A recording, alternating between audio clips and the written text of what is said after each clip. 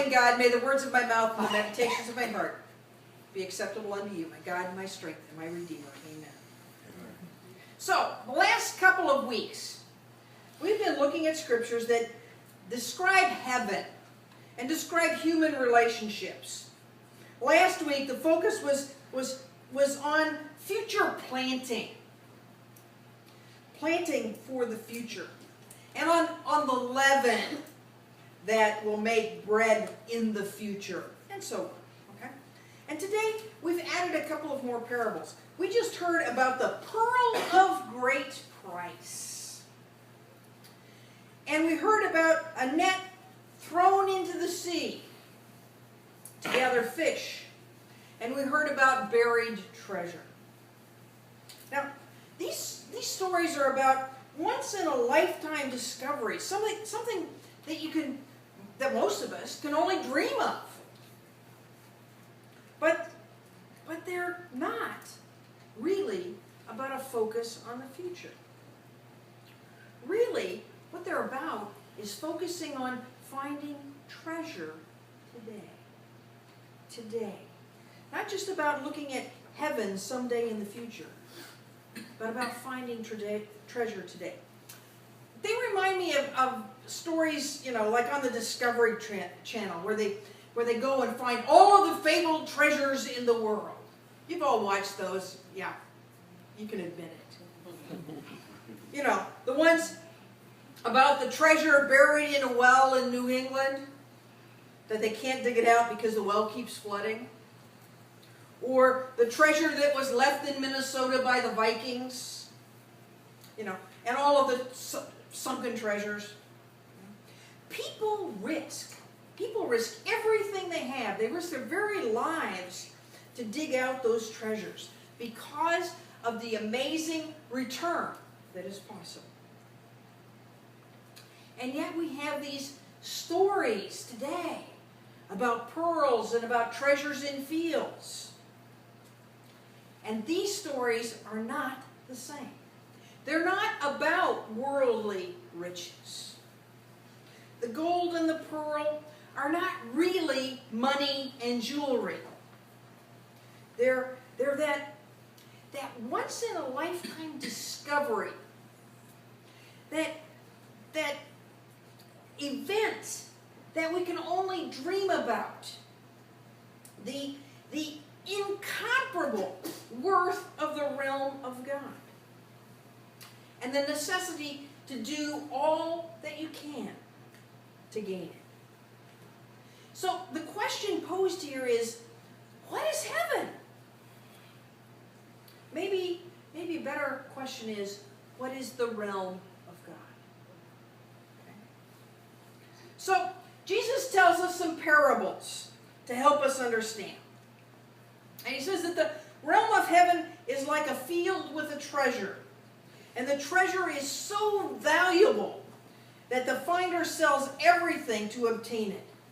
And in the same way, heaven is like a beautiful pearl, and the fisherman will give up everything else when he finds that pearl. What is so valuable to you, that you would give up everything for it? What is so valuable? I just saw someone look at their partner here. Maybe. Maybe, yeah. Maybe your children. Yeah. What would you give up? Many of us would say something like, well, I'd give up everything if I could just get the Mega Millions lottery ticket. And just about anybody who reads or watches TV or movies knows that the lottery ticket is a mixed blessing. Right? You get the money and the things, but then you have to deal with the people who are suddenly your best friends. And you suddenly find that you need things. That you need things that you never needed before. That car that you've been driving for 10 years is suddenly not good enough. or fast enough, or shiny enough. So, maybe giving up everything for such a treasure is not a good thing to do. Maybe. So the question for me is, what is worth giving up everything for? Jesus and his followers, and many of the early Christians, believed that following Jesus was worth giving up everything for. They gave up jobs and homes and family. They saw the reward as the realm of heaven.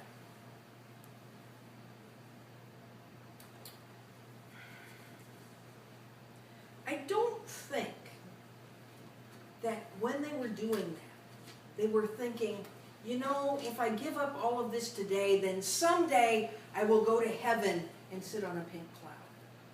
Or whatever your picture of heaven is. I don't think that's what they were thinking. I don't think that they were planning to suffer today so that after they died, they would have wondrous things. I think that they meant that giving up personal goods or personal privileges for the group is valuable in itself. I think that they thought that the realm of heaven would come when they learned to live together in peace and love. I believe that they weren't able to make that work. Something always got in the way. Someone needed a little more control over the group. Someone wanted to name her household servants. That was me. Somebody felt that as a result of his position, he deserved a better place to sleep and the better food. And someone felt that what they had as a group was worth fighting other people for, even if they had to kill them.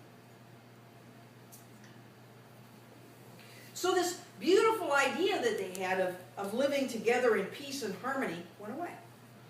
And it went away because they could not maintain that world. The ideal that the ancient Christians sought has been sought many times over. In the intervening centuries, we keep trying, From the Quaker colonies in Pennsylvania very early in our country's history, to the Amish in the same area, to people who spent the First World War in prison rather than fight, to pacifists in all times. People have tried to find a way to be the family that Jesus described, the family that his group apparently was. But people have tried to emulate those small groups that Paul planted throughout the Mediterranean region. And with very few exceptions, they haven't succeeded. Now, does that mean that the realm of God only appears after we die? Does it mean that we shouldn't try to recreate the realm of God? I don't think so. But I think that we have to be a little bit careful.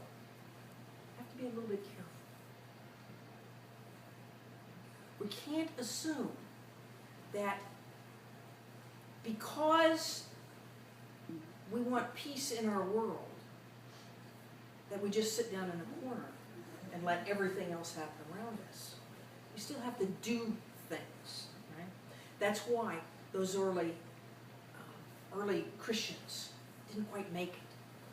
Okay? We need, though,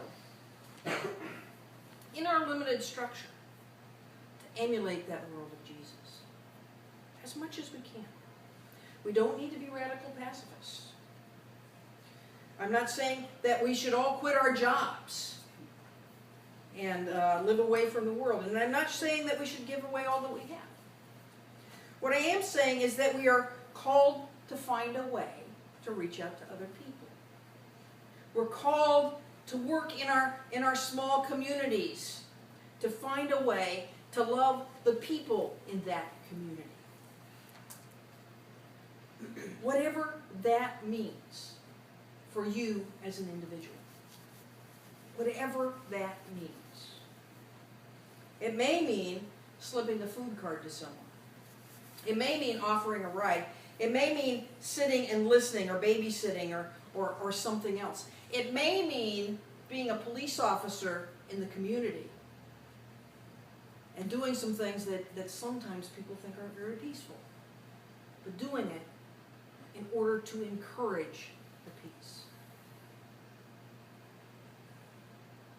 So we need to do what is needed in the community. We need to do the same in our community, and then as a community we need to reach out and do that for our neighbors.